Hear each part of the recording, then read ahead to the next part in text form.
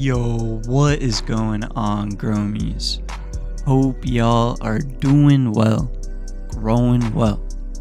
Now, growmies, checking out our environment.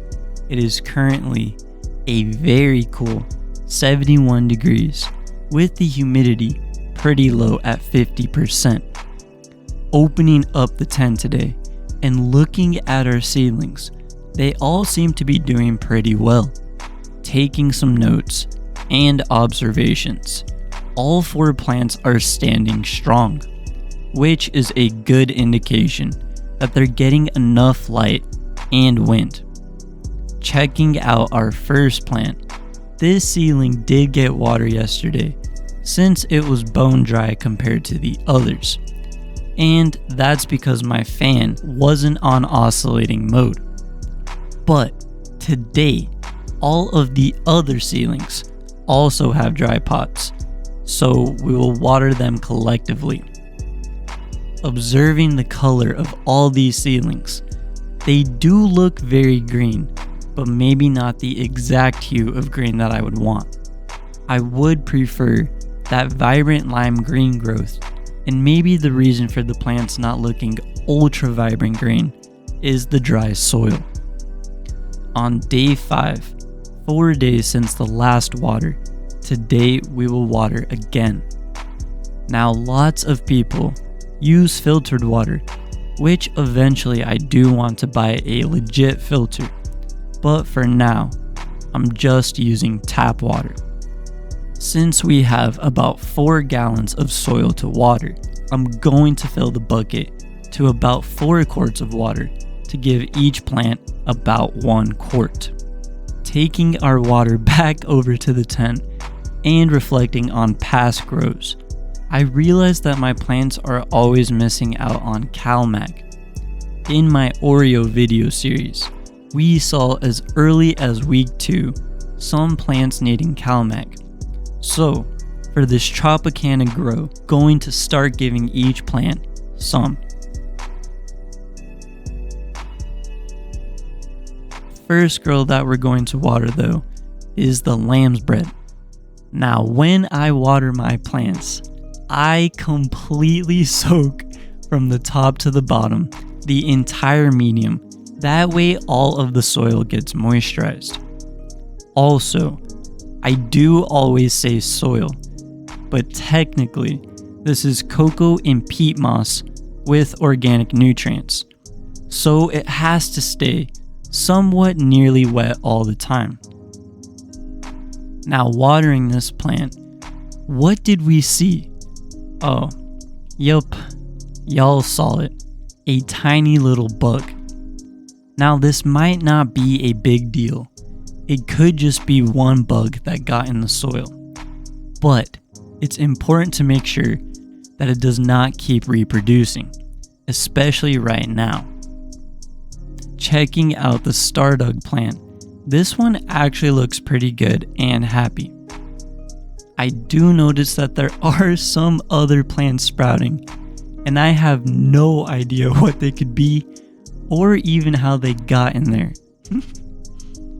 Moving on to the Tropicana girl, the first splash of water is really to just help remove the hydrophobic topsoil and start soaking through. After 2 splashes, the pot still feels very light, so I decided to give a 3rd splash, that way there are no dry spots. And the final Tropicana doesn't necessarily need water, but I want all of the plants to more or less be on the same page, so I just decided to water the remaining half quart to mainly keep that topsoil more wet. After watering, all of the girls are still standing strong, which indicates that they are happy with the amount of water that they received. If they were watered too much, the seedlings would start drooping. Right now, the seedlings are going hardcore on developing their root system, so it's important for the soil to be moist enough for the roots to grow. Taking a closer look, using a 24mm macro pancake lens with a 10mm zoom attachment, we can see that the Stardog is already showing beautiful red colors, even as a seedling. It is pretty cool in here, getting down to the mid-60s at night, which makes sense on why anthocyanin production is higher. Checking out our tropicanas up close, I'm really hoping for that extreme red and purple phenotypic expression, but they still look very green. With this magnification lens, we can start to see also resin production beginning to protect the leaves, which also happens pretty much across the entire plant, starting down from the definitely wet soil and moving along the main stem.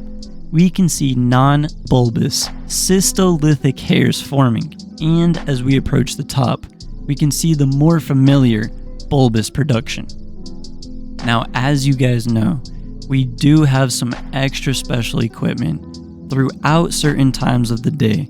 The supplemental LEDs turn on to give the plants that extra photosynthetic energy that they need. These supplemental LEDs are extremely bright, and I have to wear eye protection while they are on.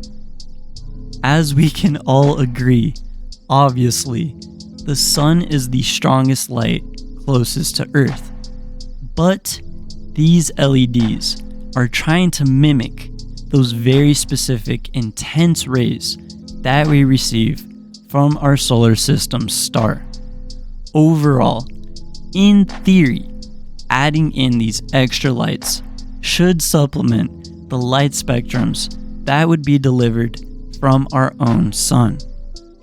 Lastly, checking in on the girls a few hours after watering, this is how they ended up looking.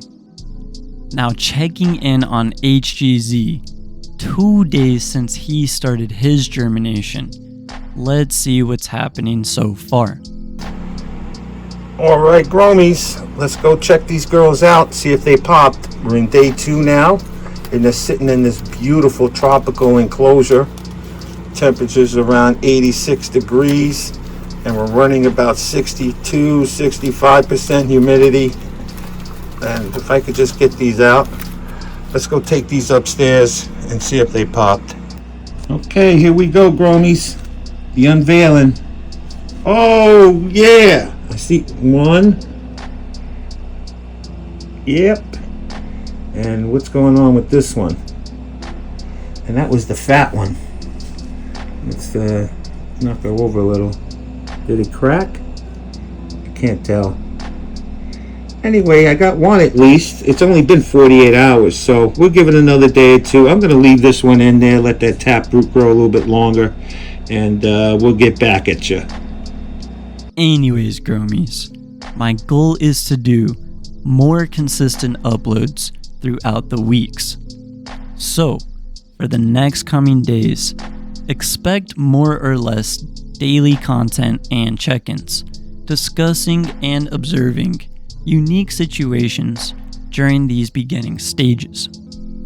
As always, thank you guys for watching. If you enjoyed the video, please leave a like and comment. If you haven't seen my other grow/mug reports, check them out. Keep it up out there, Gromies, and stay motivated in this beautiful medicinal hobby. #GrowMeGang.